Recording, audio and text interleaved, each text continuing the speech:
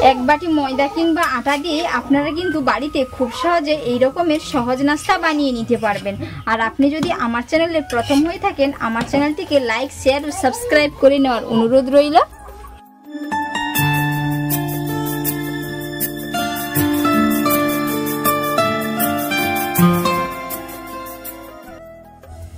আপনারা বাড়িতে খুব সহজে এক বাটি ময়দা এবং কাঁচা আলু দিয়ে খুব সহজে একটি নাস্তা বানিয়ে নিতে পারবেন। এর জন্য আমি এক বাটি ময়দা নিয়েছি। আপনারা ময়দার পরিবর্তে এখানে আটার ব্যবহারও করতে পারেন। এবার এর মধ্যে আমি পরিমাণ মতো লবণ দিয়ে দিচ্ছি। এই চামচের মাপ করে 1 চামচ আমি সাদা তেল নিয়ে নেব। দিয়ে ভালো করে খুব সুন্দর করে ময়াম করে নেব।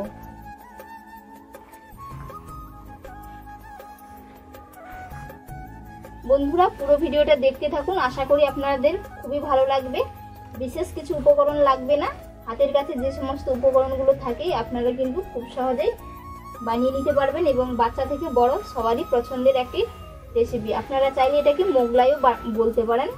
তো এবার আমি এর মধ্যে অল্প অল্প জল দিয়ে একটি ডো তৈরি করে নেব।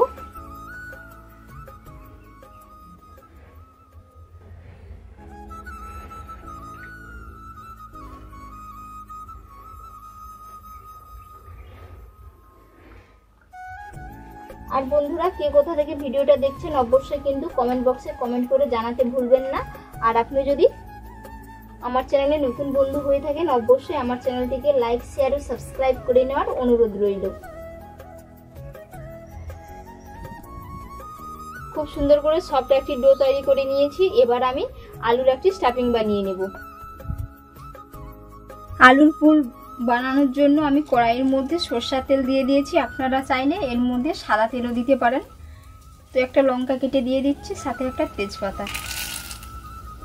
এবার আমি 5 ফোড়ন দিয়ে দেব।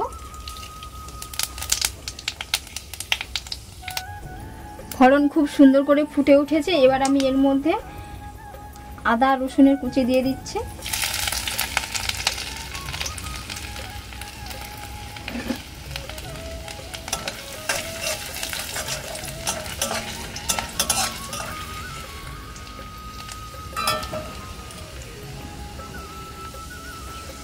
আদা রসুন খুব সুন্দর করে ভেজে নিয়েছি। এবার আমি একটা বড় সাইজের পেঁয়াজ কুচি করে নিয়েছি, দিয়ে দিচ্ছি। আপনারা চাইলে এই রেসিপিটা কিন্তু নিরামিষভাবেও বানিয়ে নিতে পারবেন। পেঁয়াজ রসুনটা বাদ দিয়ে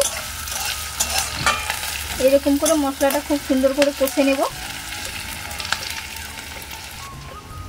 খুব সুন্দর করে পেঁয়াজগুলো ভাজা হয়ে গেছে। এবার আমি এর মধ্যে একটু গুঁড়ো মশলা দিয়ে দেব।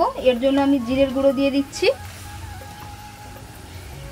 এবার আমি জিরের গুঁড়ো দিয়ে দেব। তো প্রথমে আমি ধনের গুঁড়ো দিয়েছি।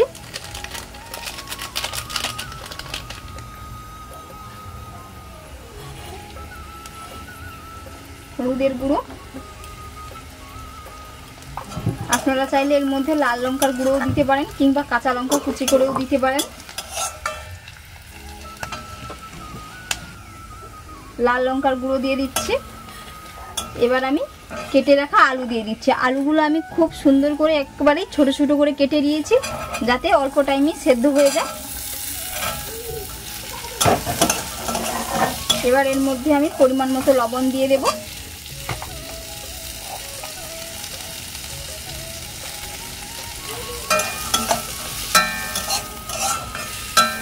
এরকম করে ঢাকা চাপা দিয়ে আলুগুলো খুব সুন্দর করে সেদ্ধ করে নেব।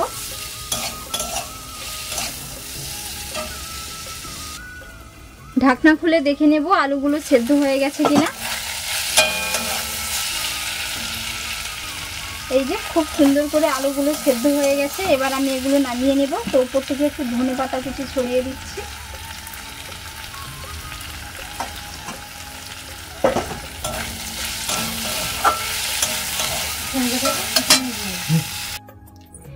এবার আমি লেচি কেটে নেব। খুব বেশি বড় করব না এবং খুব বেশি ছোটও করব না, মাঝারি সাইজ করে লেচিগুলো কেটে নেব।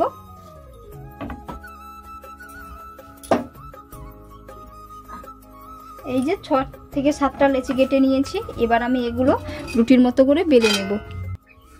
এবার একটা রুটি আমি বেলে নিয়েছি। তো আমি আপনাদের দেখিয়ে দিচ্ছি কেমন ভাবে বানাতে হবে। এবার আমি এর মধ্যে আলুর পুরটা দিয়ে দেব। রুটিটা কিন্তু খুবই পাতলা করে বেলে নিতে হবে, পাতলা করে বেললে কিন্তু খুবই ভালো হয়। তো থিকনেসটা কেমন হয়েছে সেটাও আমি আপনাদের দেখিয়ে দিচ্ছি। এই যে এবার এর 4 সাইডে আমি জল দিয়ে দেব। এরকম ভাবে 4 সাইড জল লাগিয়ে নেব, যাতে না ফোল্ড করলে খুলে যায়।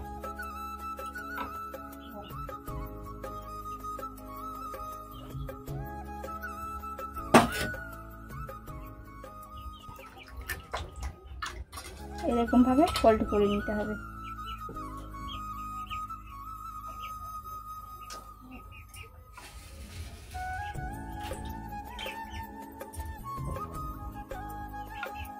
একটা বানিয়ে নিয়েছি, বাকিগুলো ঠিক একই রকম ভাবে বানিয়ে নেব। একেবারেই বানানো সহজ। এই যে দেখে নিশ্চয়ই বুঝতে পেরেছেন কেমন হয়েছে। সমস্তগুলো বানিয়ে নিয়েছি, এবার আমি তাওয়া বসিয়ে এগুলো ভেজে নেব। তাওয়া বসিয়ে দিয়েছি, তো তাওয়া গরম হয়ে গেছে। এবার আমি এগুলো দিয়ে দিচ্ছি। এরকম ভাবে 3টে করে ভেজে নেব।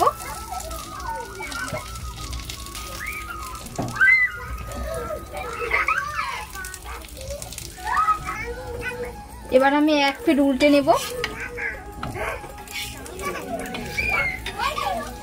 এরকম ভাবে নামমাত্র তেল দিয়ে কিন্তু খুব সহজেই আপনারা এই নাস্তাটি বানিয়ে নিতে পারবেন। আপনারা চাইলে তেলেও পুরো ভেজে নিতে পারেন।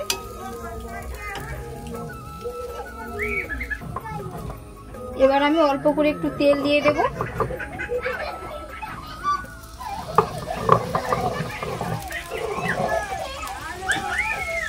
তেল দিয়ে এরকম করে খুব সুন্দর করে কিন্তু ভেজে নেব।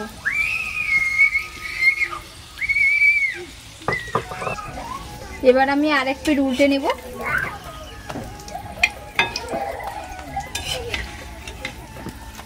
চুলার ফ্লেমটাকে একেবারে আমি মিডিয়ামে রেখেছি। তো এরকম করে উল্টে পাল্টে খুব সুন্দর করে কিন্তু ভেজে নেব।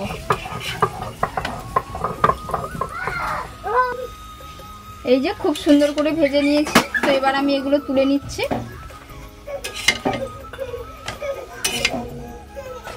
বাকিগুলো ঠিক একই রকম ভাবে ভেজে নেব।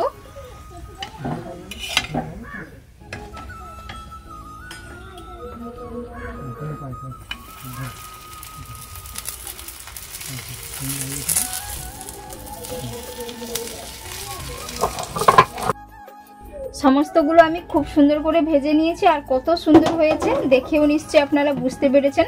তো